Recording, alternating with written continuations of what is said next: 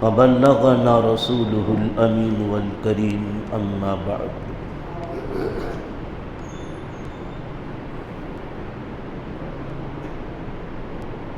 دشمنوں کے خلاف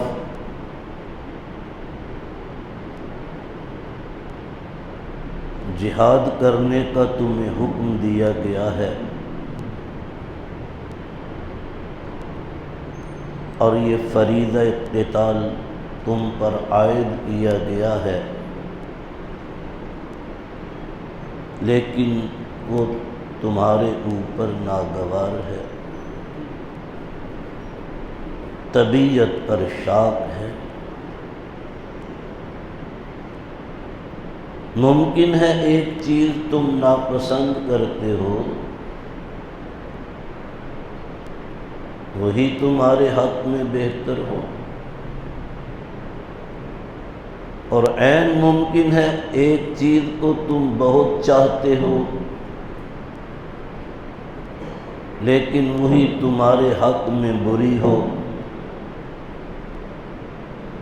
اس حقیقت کو اللہ جانتا ہے، تم نہیں جانتے۔ بزرگان محترم، برادران عزیزم،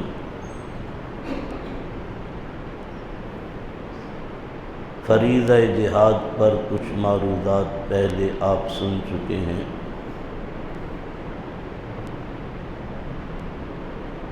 چونکہ یہ وقت کی اہم ترین ضرورت ہے،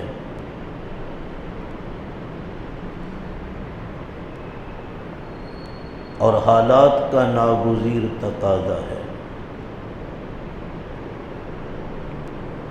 عالمی حالات آپ کے پیش نظر ہیں۔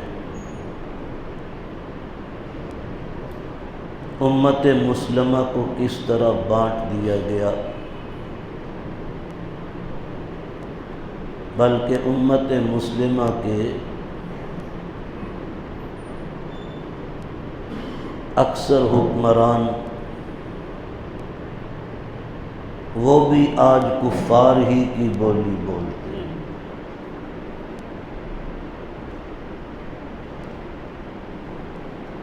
ہمارے دشمنوں نے، کافروں نے اسلامی جہاد کو دہشت گردی کہا تو مسلم حکمران بھی کہہ رہے ہیں کہ یہ دہشت گردی ہے،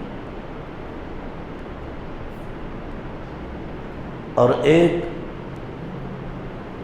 حکمران نے جو اب مکافات کے عمل میں سے گزر رہا ہے اور خداوند قدوس اس کی تکلیف میں اور اضافہ فرمائے۔ کیونکہ آخرت میں تو ہے، لیکن اللہ دنیا میں بھی مکافات عمل کا نمونہ دکھلا دیتے ہیں۔ وہ ابھی بھگت رہا ہے اور آئندہ بھی بھگتے گا، کیونکہ ایسوں کو توبہ کی توفیق نہیں ہوتی، توفیق بھی سلب کر لی جاتی ہے۔ شیطان کا تسلط اس قدر ہوتا ہے وہ ادھر آنے ہی نہیں دیتا۔ بقول غالب جانتا ہوں ثواب طاعت و زہد، پر طبیعت ادھر نہیں آتی۔ ان کی طبیعت میں توبہ اور استغفار اور رجوع الی اللہ سوال ہی پیدا نہیں۔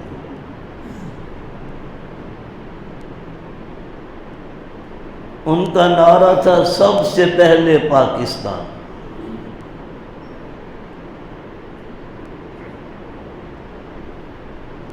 اس سلوگن کے اندر جو چیز چھپی ہوئی ہے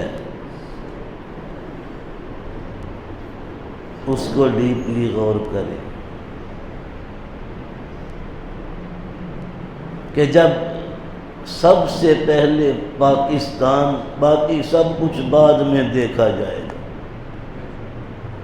تو اس کا مطلب یہ ہے کہ دنیا کے تمام اہل ایمان سے آپ کا رشتہ کٹ گیا۔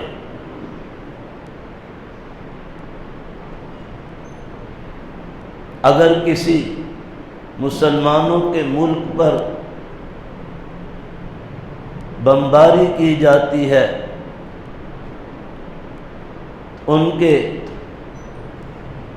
بچوں تک کو معاف نہیں کیا جاتا، موت کے گھاٹ اتار دیا جاتا ہے، تو یہ سب سے پہلے پاکستان کا سلوگن آپ کو بالکل ہر چیز سے بے نیاز کرتا۔ ہمیں کیا، ہم تو محفوظ ہیں۔ صاحب اتنا بڑا جرم ہے اللہ کی بارگاہ میں کہ ہمیں کیا۔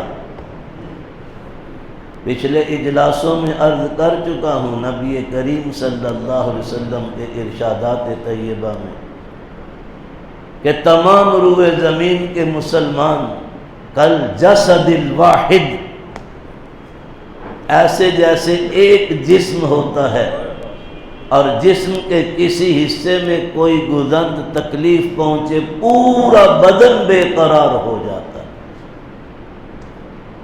تبھی آپ صلی اللہ علیہ وسلم فرماتے ہیں کل بنیان الواحد، جیسے ایک دیوار ہوتی ہے، دیوار ایک چیز ہے یا اس میں بہت سے پتھر اور اینٹیں ہیں؟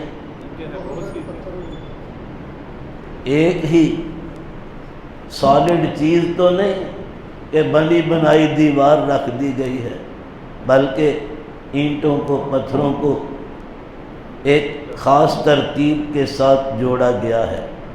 نبی علیہ السلام نے پوری امت کے مسلمانوں کو اسی طرح دیوار قرار دیا۔ کالبنیان الواحد یشد بعضها بعضا، جس کے پتھر، جس کی اینٹیں ایک دوسرے میں پیوست ہیں۔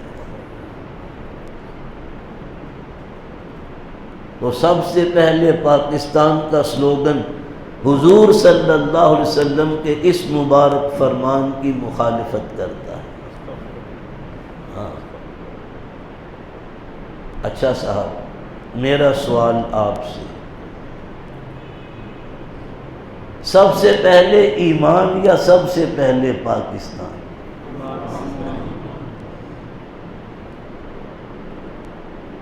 سب سے پہلے ہم نے اپنا ایمان بچانا ہے۔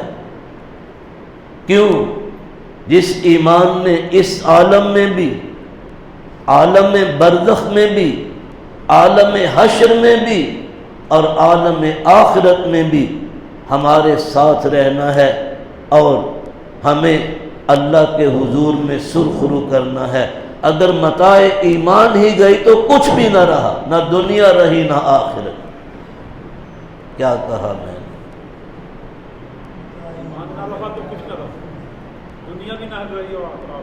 تو یہ کہنا سب سے پہلے پاکستان یہ ٹھیک ہے یا سب سے پہلے ایمان؟ ہاں، سب سے پہلے ایمان۔